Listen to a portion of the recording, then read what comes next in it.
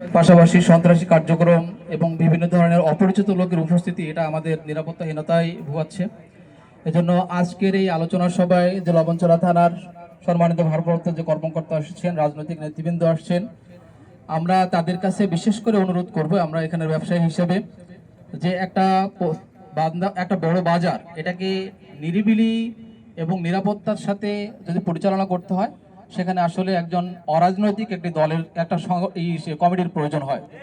এজন্য আপনাদের কাছে অনুরোধ করব, রাজনৈতিক ব্যক্তিত্ব হওয়া সত্ত্বেও আপনারা একটা আহ্বায়ক কমিটির সমন্বয়ে একটা অরাজনৈতিক ব্যবসায়ীদের সমন্বয়ে একটি নির্ভরযোগ্য কমিটি করে দেবেন, যাদের কাছে এইখানে যারা নিরাপত্তাহীনতায় ভোগে, বিভিন্ন ধরনের অসুবিধায় ভোগে, বিভিন্ন ধরনের সমস্যায় সম্মুখীন হয় বিভিন্ন ব্যবসায়ীরা, এবং অনেক সময় অনেক ধরনের বিপদে পড়ে, এই বিপদগুলো সম্পর্কিত বিষয় নিয়ে তাদের সাথে যেন তারা সরাসরি আলোচনা করতে পারে। এবং এইখানে বাজার কমিটিতে আমরা যাদেরকে আশা করি তারা অবশ্যই রাজনৈতিকের ব্যক্তিত্বের ঊর্ধ্বে হবে, যারা শুধুমাত্র ব্যবসায়ী প্রতিষ্ঠান সহ এই বাজারের নিরাপত্তা নিয়ে কাজ করবে।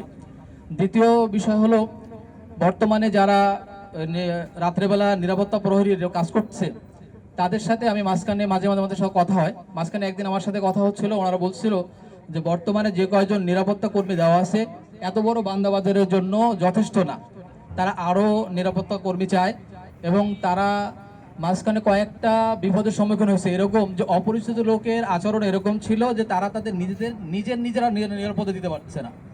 এই নিরাপত্তাহীনতায় নিরাপত্তা ব্যক্তিত্বে যদি ভোগে তাহলে আমার এই বাজার নিরাপদ থাকবে না। এই জন্য একটা শক্ত কমিটি সহ, এবং এই কমিটির উপরে আরও আইন শৃঙ্খলা বাহিনীর নিয়মিত এইখানে তদারকি এবং প্রহরী হিসাবে কাজ করার জন্য আমি আইন শৃঙ্খলা বাহিনীর যে দায়িত্বশীল আসছে তাদের কাছে আমি বিনীত অনুরোধ করব, তারাও যেন এইটাকে একটা বিশেষ পয়েন্ট হিসেবে নেয়, যেন তারা নিয়মিত এখানে যেন তারা তাদের দায়িত্ব পালন করে, এবং আমরা তাদেরকে সহযোগিতা করবো ইনশাআল্লাহ।